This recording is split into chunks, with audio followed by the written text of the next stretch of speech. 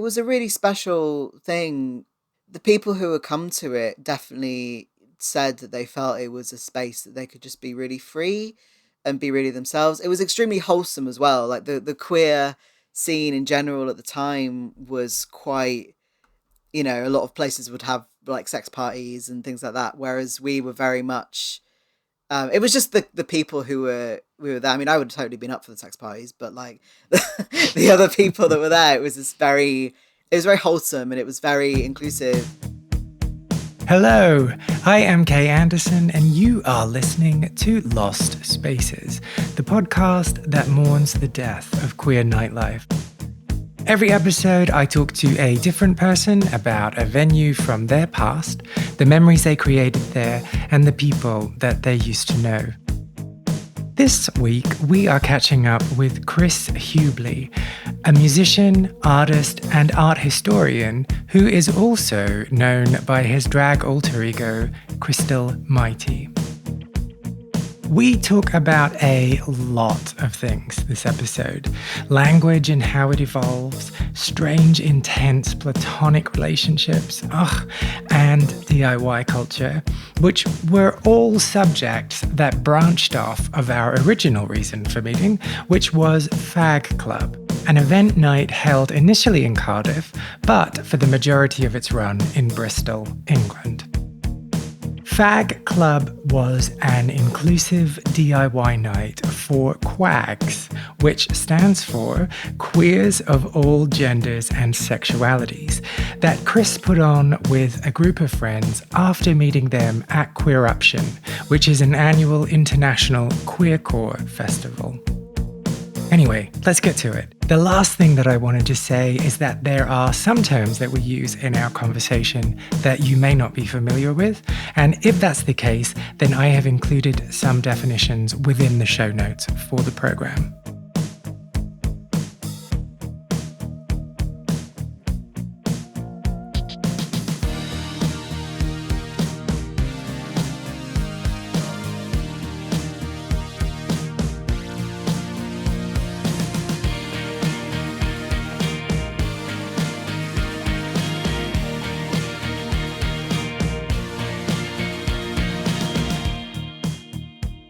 The first one I went to was Amsterdam in 2004, and that was a pretty amazing experience for me because I just finished my art foundation course at the time, which was a year-long course after A-levels. So I was 19, 20 I would have been. And I had come out as trans a few years before that and had just started taking testosterone and was in this very trans-med sort of trans culture that was around at the time. And, there was some internet resources happening, but it was very limited and this kind of very specific way that you're supposed to be trans. You're supposed to, start on hormones and then have surgery and then, ideally be a very conforming heterosexual person post-transition.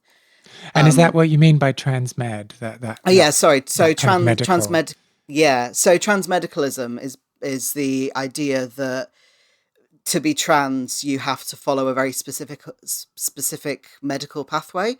Uh-huh. So if you don't want hormones and if you don't want surgery, then you're not trans, and you're there's the term transtrender that people sometimes use. The idea that you're just doing it to be trendy or pretending or whatever. It's pretty gross. But it was all that was around at the time. It was all that was around for me. It was all that I could see. And when I went to Queeruption, it was the first time I'd ever encountered people doing their gender in different ways and people talking about like gender fluidity. Like the term genderqueer was used a lot then. But I don't remember people using the term non-binary, but there was kind of the idea that to be queer was kind of to be almost inherently non-binary because it was all about breaking down the binary gender constructs. There was a lot of influence from the kind of academia of queer theory and those sorts of things as well. It was yeah, and I was meeting people who weren't planning on having any medical treatment or any medical transition, and that had never occurred to me as an option. It just wasn't a thing that was ever presented as something that you could do before then. And do you remember then how you initially reacted to that? Were you like fascinated, or were you a bit like, because you'd been down this trans medical pathway, were you like, oh, that's wrong? I think I just thought it was great immediately. I was like, "Oh my God, I Ah, had no idea this was a thing. This is amazing." Yeah, I think I've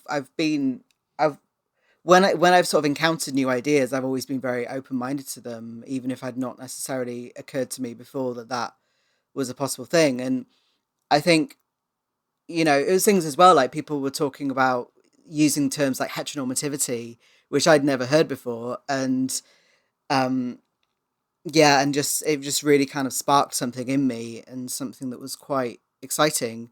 I think as well, because I've always enjoyed being quite flamboyant and doing things that are considered quite feminine. You know, like we had a quite a substantial dressing up box when I was a kid, and hmm. I was very into that. I had sort of like quite poofy, strange dresses and things, which you could And sort of what was your swan favorite about in. outfit? Um, I remember a dress that was like black with like a blue rose pattern all over it, and it was kind of sort of ruched around the top. Ruched, say no more. It must be Is that Arabic. I'm not sure if that's quite the right word. I'm not but it was sort of all like elasticated all around the top, so it sort of snug in and then poofed out at the bottom and had like one sleeve, and it was quite sort of swishy. Sounds quite 80s. Was it Velveteen? Probably it wasn't. I don't think it was velvety, but I've got no idea where these things came from. They were just like in the house, so maybe they just kind of manifested in this dressing up box. Um, Sorry, I've taken you off. it's all right. I've not thought about much about the dressing up box for a while, so that's nice. So yeah, like I'd always felt a bit the kind of transmed ideas. I definitely felt quite hemmed in by them, Mm, particularly in terms of the way I was expressing myself and the way that it was considered that I should be expressing myself like as a trans man. And yeah, the idea that, and I mean, it's a bit later, but the term transmasculine started being, I mean, obviously it's still used now, but it started being used a bit like as a synonym for AFAB trans people. So the idea that if you're mm. assigned feminine at birth and you're trans, then you're automatically masculine, or the reason that you're trans is because you're somehow drawn to the masculine, which has never really been my thing. Yeah.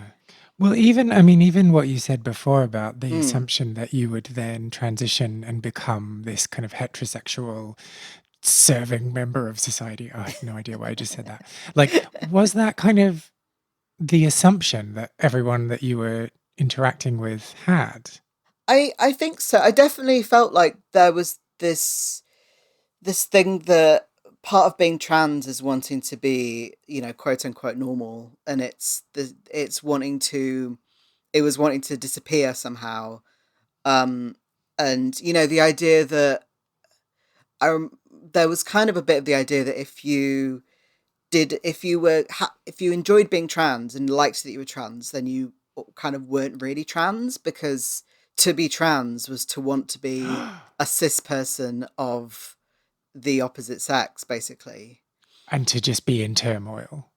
Yeah, yeah, and to for the ultimate kind of prize of transness was to be seen as a cis person. Ah.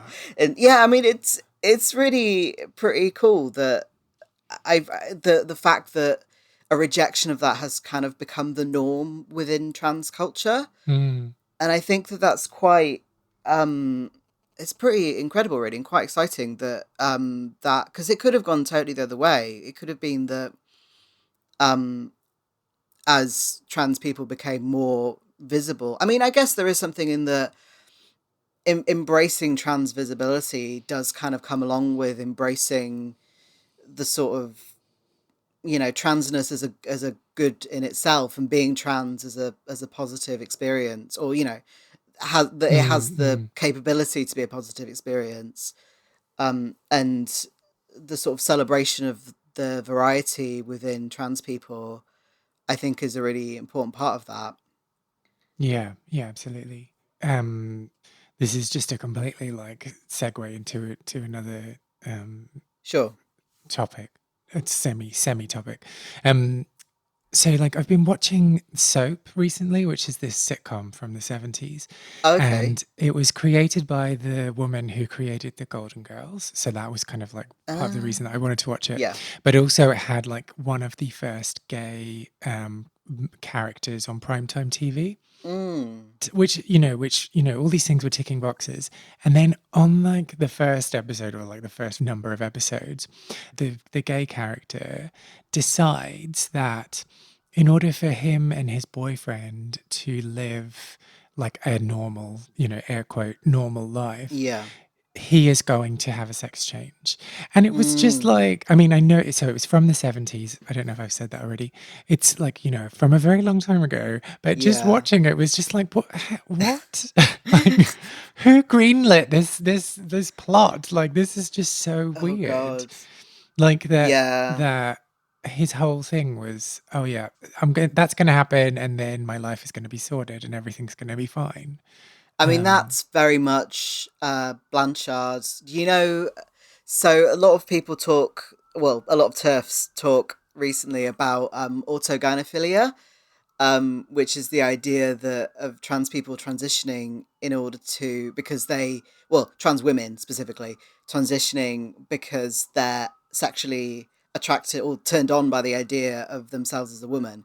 But the other side, that's only for the trans women who are attracted to women. For the other people, the trans women who are attracted to men, they're seen as homosexual transsexuals, air quotes.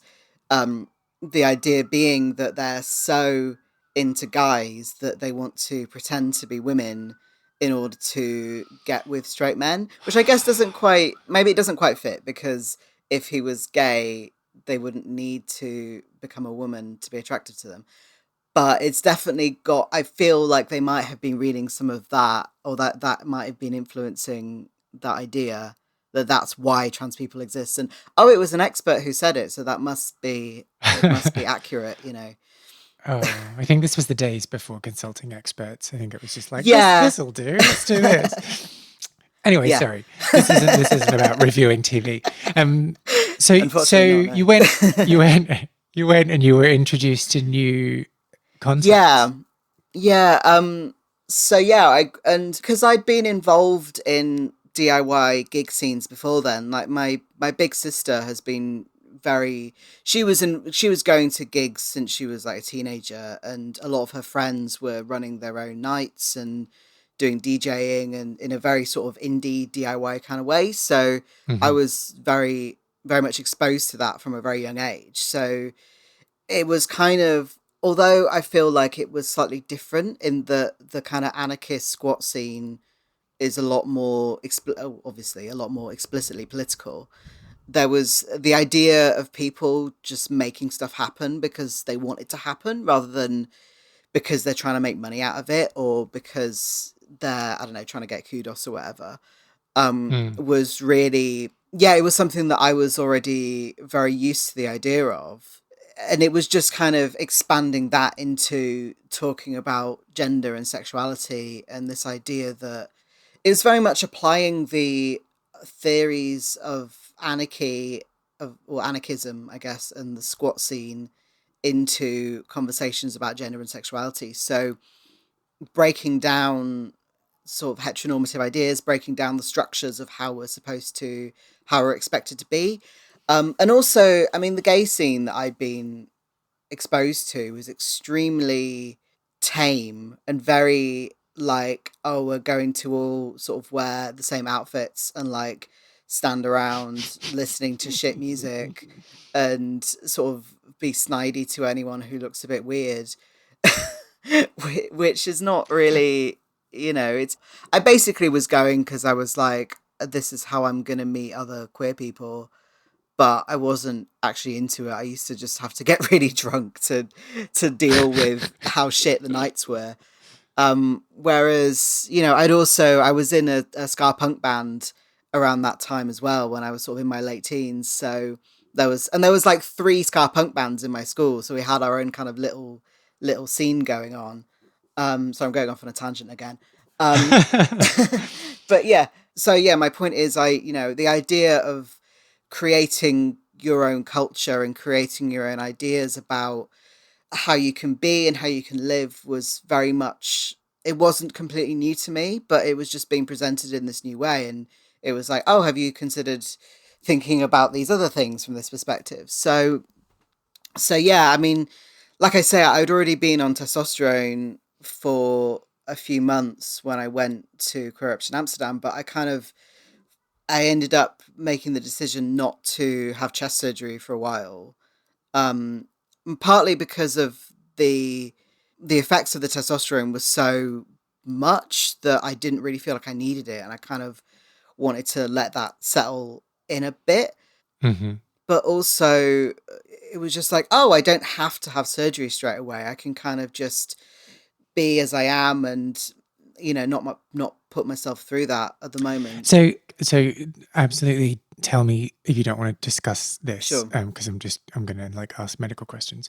Like when you like went on the testosterone, was it just Mm. like, okay, we're gonna book this in, we're gonna book this in, we're gonna book this in, or was it like, do you want this? Like, was it just that was the expectation that you would be doing this, and this to transition? Um, I ended up getting my testosterone privately because I'd been on the NHS waiting list for 2.5 years at that point. And apparently that actually closed down for a year and didn't tell me. So I went for one private session, where they just prescribed testosterone. And I went with the intention to get testosterone. So we didn't even really talk about anything else, Mm-hmm. because that wasn't what I was going there for. And I ended up going to the getting an NHS appointment about a year after that, and I was going there because I was thinking that I might still want chest surgery, but I wasn't sure at that point. But yeah, it was just really bad. It was just really, like, they were talking to me as if I was stupid, it felt like, and just really, it was just really not a positive experience on any level, and I didn't feel like I could be honest with them, so I just stopped going to them. So what do you mean, like stupid? Like that you hadn't thought things through, or that you didn't know They were what just was like involved? they were just talking to me like really slowly and really like as if I couldn't like comprehend what they were saying to me, or as if they were expecting me to, I don't know, like struggle to just comprehend things that they were telling me. And I just didn't feel like they talked to me Oh, okay. respectfully at all. And do you think that's because of your age at the time, or? That was possibly part of it. I think it was possibly a combination of age and people within the mental health sector not necessarily being that good at talking to people who, because it was, although being trans isn't a mental health condition, Mhm. they were people who were trained as mental health practitioners. So Uh, yeah, I think that was part of it. so they didn't necessarily have a specialism. No, I mean, I don't know, but I mean, the clinic ran like one day a month or something. So these people were probably doing other stuff as well, and then we're just like covering the the trans stuff like as a Yeah, side yeah. thing.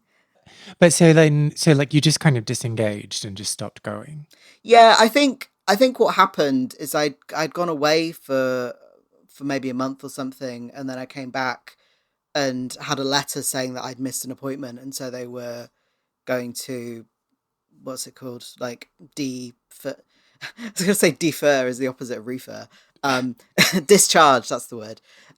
Discharge me, and I was just like, well, I guess I don't really care. So I just didn't. It just didn't keep Just going didn't anymore. bother. But isn't Yeah, that amazing that like a mental health, like you miss one appointment and then they're like, well, yeah, off you go. Like they couldn't. yeah. It's not possible that there's millions of reasons behind No, this, including no. potentially a mental health problem. See ya. I think in theory, if I'd have contacted them and said I was away at the time, then they might have re got me back on again. But I wasn't bothered at that point, so I didn't basically. You're giving them the Um, benefit of the doubt, and I'm yeah. just slagging them off. Sorry. It is just fascinating, though, isn't it? That these systems that are like, I mean, I'm sure it's automated, and it was just like like a letter that just went out, like Mm, without any humans involved, but just like yeah, not thinking about what the impact of that is on the yeah. person. And like, if it was being sent to someone with a mental health condition, they might have had a really good reason to have missed it and not felt able to contact them again because of, Mm, mm. yeah. But yeah. Anyway, going back to what we were talking about before. Gone on a bit of a tangent with that one. So when I went to Queeruption Amsterdam, it was the summer before I was going to university in Cardiff. And while I was at Amsterdam, I met a couple of people who lived in Cardiff and were very into all this stuff. So it was great. It was like I just learnt about all this amazing, cool stuff. And I just met people who lived in the city I was about to move to who were also into this stuff. And, and we became like them and other people that were friends with. We kind of became like this little gang in Cardiff, known as the Fags, because we did the night called F.A.G Club. And yeah, which actually was an acronym which stood for Friends Are Great. So it was the Friends Are Great Club. Wait, okay, but hang on. Fag came first, didn't it? And then you um, just like I made this acronym to make it fit. I wasn't there when the conversation was had, so I can neither confirm nor deny any of that. I think we were very into acronyms. I mean, who isn't really? Yeah, like whenever we wrote it, we'd always write it in capitals, and I don't know if people thought we were just shouting it, but it's like no, it's because it's an acronym. But I mean, we would also like make up all other things that it stood for, and just have fun, like thinking about all the stuff that F.A.G could stand for. But the sort of overriding one was the Friends Are Great Club. Oh, wait, so what were the alternatives? I can't even remember now. French, Anglify. Oh, I'm not good at this. Just random words like frogs aren't giraffes. Frogs are green. That's factually correct. yes, that's true. I mean, it was just Fries like, are good. yep, there you go. Follow gauntlet. There you go. Follow a Follow a grapefruit. That's better. Oh, a grapefruit. Yeah. It was just a fun game to play when we were drunk, basically. So yeah, we started putting on shows when I was in. It was while I was at university, which would have been from 2005 to like 2007 or eight. We started out putting on shows in Cardiff, which so we would have them in these like tiny upstairs pub rooms, and hardly anyone would come to them. So I don't know if you've ever been to Cardiff, but it's a very small Mm. city. There's not a lot going on. It's really beautiful. I highly recommend visiting. There's some great secondhand bookshops, a really fantastic park, like a really fantastic park. I think it's one of the best parks I've ever been to. So, so it has that going for it. But yeah, but in terms of like nightlife and things like that, there were a few other people that were doing stuff, but it was very people just weren't really into it. So Mm. I think this was the thing. We put on some fantastic stuff, and people just weren't coming to it. But we didn't really care because we weren't doing it to like try and be seen to be. We weren't like trying to make money or trying to. As long as we could cover our costs, we were kind of happy. And we we would have bands who were kind of traveling, and we'd like put them up, and we'd always give them really nice food and all this stuff, and just kind of generally we had this really great community within the group of us, and we kind of really wanted to like welcome other people into that community, and Mm. the bands that were touring, but also people who were coming to the night. So we became this very kind of tight knit group. which is, part of where the Friends Are Great comes from. Because, I think F.A.G Club was like very much came from our relationship as a group. It's kind of the first time and kind of the only time I've really felt like part of a gang in that way. Like I Mm. really was part of this thing, and we were like a family in a lot of ways. Like we lived together, we spent all our time together, we organized shows together, and it was very. I mean, it was great. I mean, looking back now, there were things about it that were quite like toxic in some ways. Just in that, it's very easy to kind of lose yourself when you're in that kind of group, and I think that I kind of reached a point.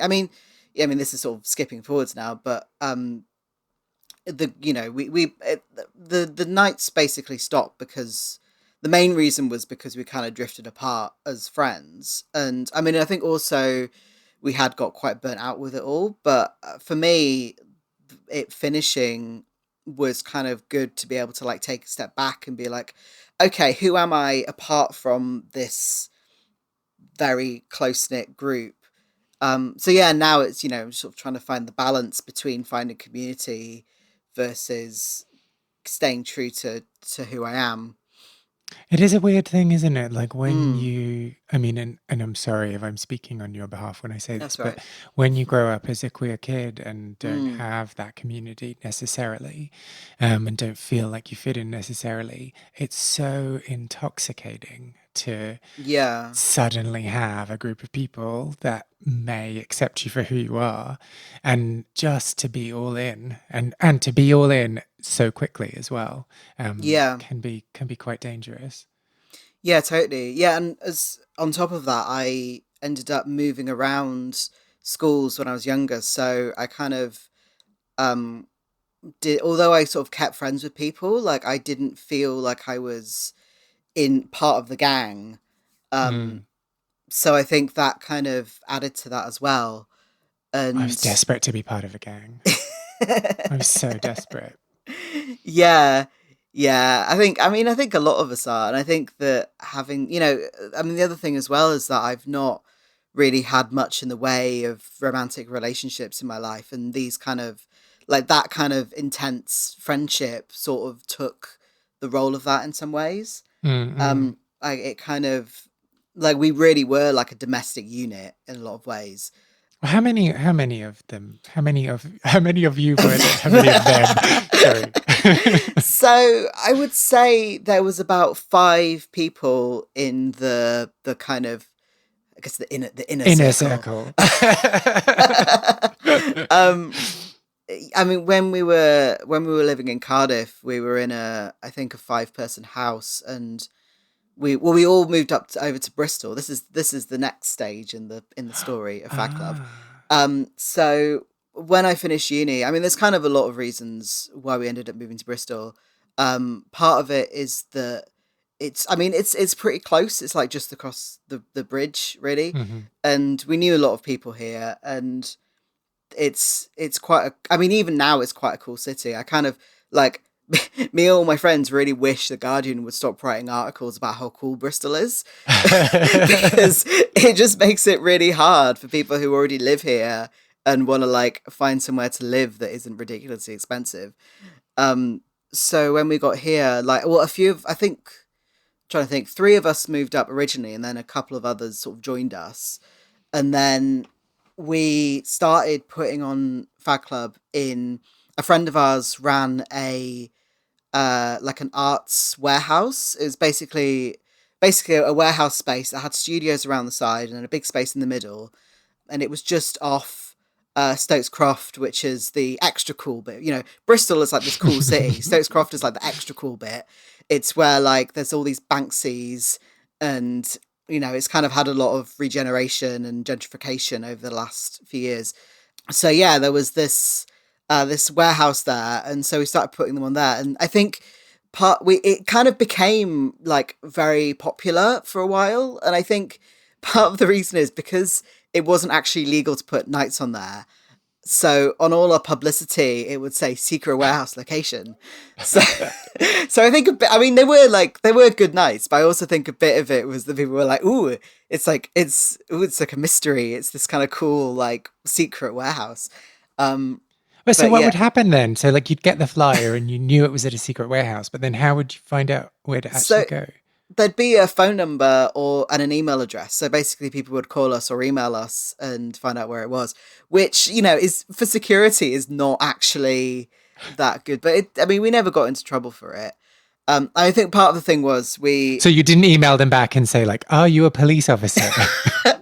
No, we didn't ask them to answer the police questions, whatever they are. Um, yeah, I mean, we did. I think the first few we sort of tried having a bar of sorts, but then we were like, well, no, because if we do get caught, then selling booze is like what's really gonna cause problems. So we ended up having a tea bar, which was pretty cool. So people could like listen to queer punk music whilst drinking a cup of herbal tea, which is kind of the dream. How extensive was the It was selection? pretty extensive. I think that was when a friend of ours was working at a Whole Food shop, so they managed to get like a good stash of pucker teas. So we had a decent range of them. Oh, that Yeah. fancy stuff. So yeah, I mean, one of the big focuses of what we wanted to do with F.A.G Club is, I mean, obviously a major part of it is building community and creating a space for women and queer people to present to have be able to showcase what they do, and also a safe space for people to be able to gather and connect and all that. We also really wanted to not have a very strict barriers about the kind of things that we were showing. So we were, we'd have, like I say, punk bands, but also, I mean, it was kind of the Electroclash era. So there was a lot of that sort of stuff around. Mm. We also had, things like performance arts, we had poetry. I think we might have had some sort of theatre type things, sort of like short, small scale. I have a kind of vague memory of that being a thing at some of them. I think one of the things we really prided ourselves on was having a night where you'd see all this really like diverse stuff that you wouldn't think to put together, but it all kind of worked. So rather than it being okay, we've got a punk night, so we need to think of punk bands, or like we've got a an arty electro night, so we need all arty electro bands. It was Mm. very much about just throwing stuff together and making it work, and people kind of seeing stuff that they wouldn't necessarily see otherwise, which yeah is definitely a pretty exciting thing. And I think that's something that going back to we were talking about drag before, like it's one of the things I find really exciting about drag, that it's like you can see things that you might not see otherwise, or if people are doing the more creative and weird stuff. Mm. I want to ask more questions about the name. Yeah. So we don't have to come up with new acronyms, but Okay. um, did the name put people off? um Because I mean, and the reason I ask this is like, even now mm, there are people who really recoil at the use of that word, and people saying fag, mm. even though there's been quite a lot of movement and quite a lot of change in people's views. But at that time, it must have been very emotive for people to hear the word fag to describe a club. Yeah, I mean, I think I do remember seeing a couple of people on various forums saying that they didn't like that it was called Fag Club. In terms of the people who were our kind of target demographic, they were people who were very involved in the queer scene. So the idea of reclaiming slurs was very much something that they were Hmm. up for. Um, so in that respect, there were some criticisms, but it was never a big deal. It was never like a thing. We didn't have people trying to shut us down or anything like that. Um, Yeah. but I think as well we were quite playful with it. Like we called the house we lived in, we referred to as Faggy Towers, and and whenever we like wrote a blog post, we'd sign it off as Faggy Towers. So, and I think as well, there's a long history of reclaiming things. So I think people got that it was part of that. Yeah, I don't know, and maybe it's like people that I am exposed to more, Yeah. that because I love calling myself a fag. I'm like quite proud Mm. to use that word. Proud's not the right word, but Yeah. But then there are some people who, if I, not that I'm like just casually dropping it into every conversation. Obviously, context is important, but who I will say it in front of who are just not be comfortable with it and feel really like, recoil almost Yeah. when if I say it, and I guess I'm still just navigating that. Yeah, totally. I think it's interesting as well that how things have. I think it shows how things have changed because back then, when the internet and social media was less ubiquitous, it was a lot easier to have very specific pockets of culture that kind of weren't really exposed to each other. So, it's like I remember the first time I watched Drag Race, I was really confused when they started talking about what's the tea, because the only time I'd ever heard anyone mention tea in a queer context was testosterone. So I was like, why are all these drag queens asking about testosterone? But surely you heard tea mentioned a lot when you were running your nights. No. I mean, well, the other kind of tea, yes, the third kind of tea. But yeah, I mean, it's interesting to see how there's this idea that there's a kind of monolith of queer culture. And I think it's going back to talking about Drag Race before. People think that that is queer culture, but I'd never heard any of that until I watched Drag Race, and I'd been part of queer scenes for Mm, like over a decade at that point. It's something I found really interesting looking at the language around trans people and how there's some people who will insist that certain words are the right words to say, and then other people who will insist that those words are slurs and that you should never use them. And it's because they've developed differently in different pockets of community that didn't really have any interaction between them. And I mean, I think there is still an aspect to that, and I think things aren't necessarily totally globalized, but there's definitely much more of a connection between the different groups and much more of an idea that there's a kind of, or at least it's more possible for there to be a kind of queer monoculture, which is good in the sense of connecting to more people and having an understanding outside of your own experience and the people that are around you. But I think that it can also be quite erasing of a lot of things, and people, things like talking about the way that they talk on Drag Race specifically, people forget that that is specifically ballroom culture, yeah. which is black working class American people. Whereas, and so they think that it's a universal queer thing rather than a very specific to a very specific subculture. Yeah, I guess the most important thing is to be respectful of other people's experiences and making sure that you're not inadvertently offending. Mm. And I guess that, yeah, that's where I'm coming from in terms of language, in that, I try to be playful with language. I have fun with language. I love Mm. language.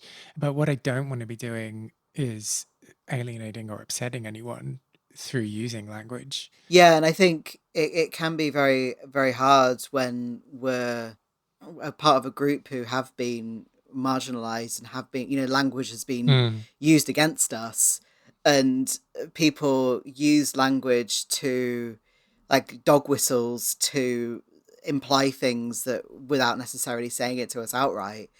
mm. And so being able to think of that, being able to use that and have people be on the same page with and understand the way that you're using it without finding it, without it causing them pain and without them thinking it's related to. And there's also the fact that people, like, I remember the whole conversation about the word tranny, which I don't use anymore.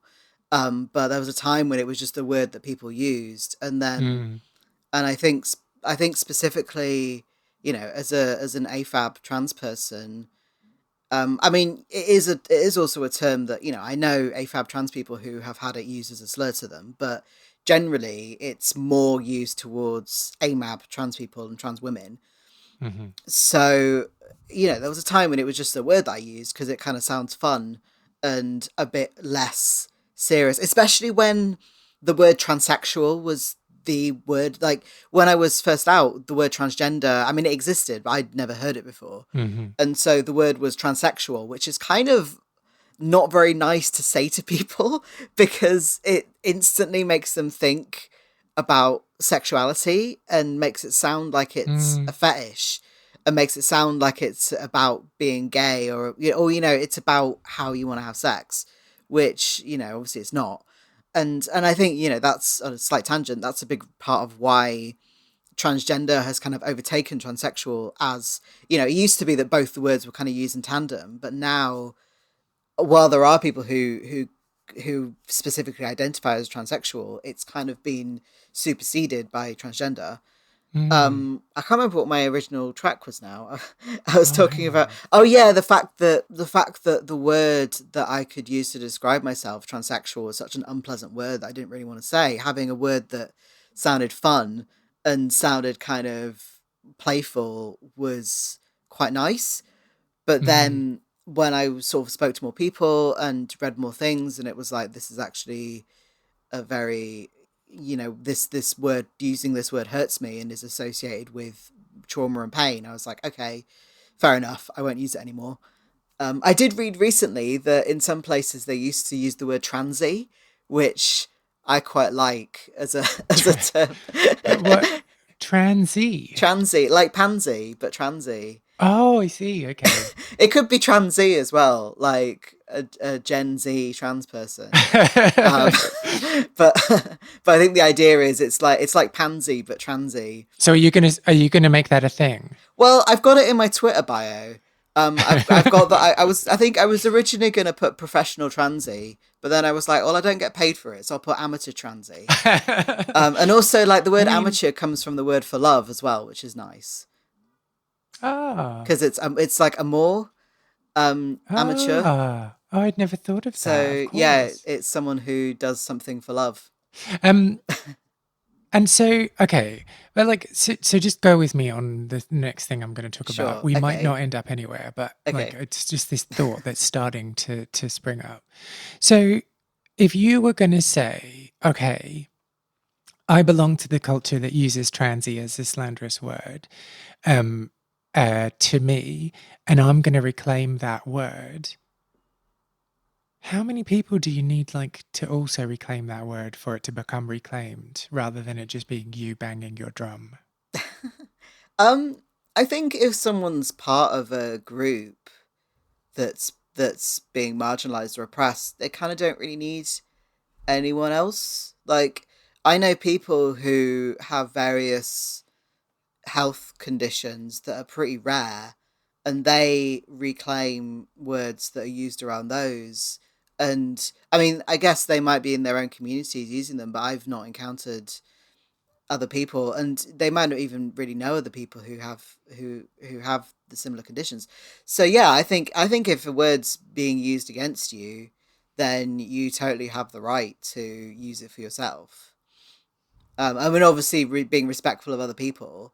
I think that's definitely a balance that kind of needs to be had. It's the difference Mm, between using a word for yourself versus using a word for people in general. I think it's something that's interesting with the word queer, because some people use queer to mean basically LGBT, and it's like an, or LGBT plus, and it's like a, yeah, a umbrella easy way of term. doing that. Yeah. Um, but then other people, and it's kind of the way it was used in the communities that I was part of. It's very much, it's very Like much that punk related. DIY attitude. Yeah, well, it's about deconstructing binary ideas, and it's about, so we're in a sort of queer context. There isn't really talking about whether someone is gay or straight, or whether someone's a man or a woman. Isn't It's not that simple, and it's not something that Mm, really makes sense within that context, because it's like, well, what do these categories mean, and how are they constructed, and in what ways are they deconstructed, and how can we deconstruct them? So yeah, it's been interesting to see those changes. And I think that, I mean, that's the thing as well. Sometimes queer is literally just like gay punk people, uh, and yeah, but then so do you feel offended then by the people using it in the context of an umbrella term for the LGBTQIA plus community?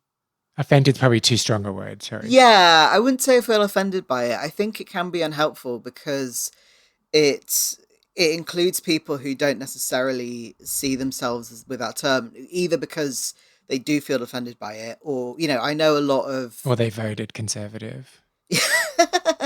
maybe. Well, I mean, it's like I know a lot of binary identified trans people who are straight who wouldn't who are they're not offended by people calling them queer, but they're just like, well, I don't consider myself queer. That Yeah. doesn't represent who I am. Um, But they would say that they were LGBT. Hmm. yeah, No one would say that, because would they?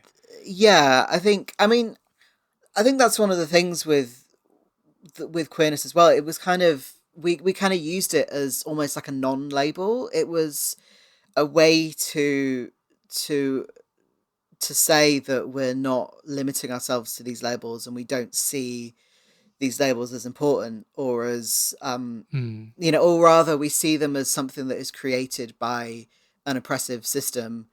um Sort of capitalism and patriarchy have sort of created these identities and these labels. So yeah, again, I can't remember what my where I was going with that, but And um queer is a rejection of that.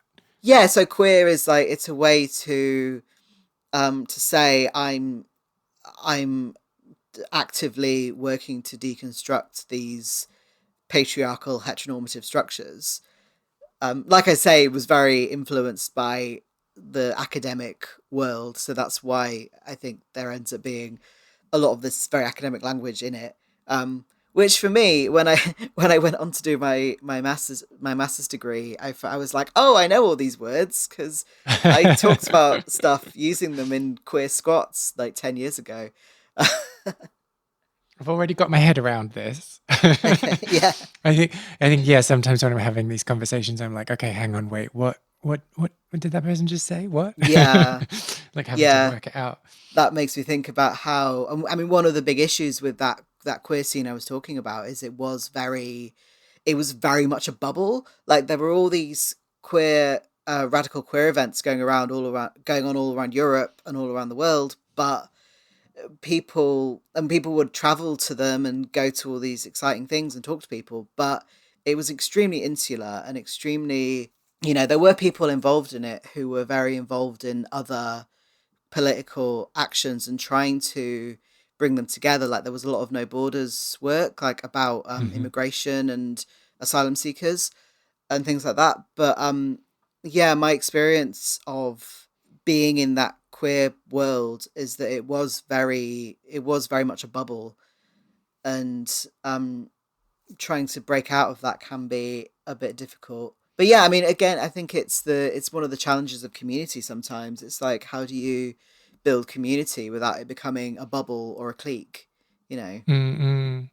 Yeah, and without it becoming yeah, an us and them. Yeah, I mean Mm, that's what a clique is, isn't it? yeah.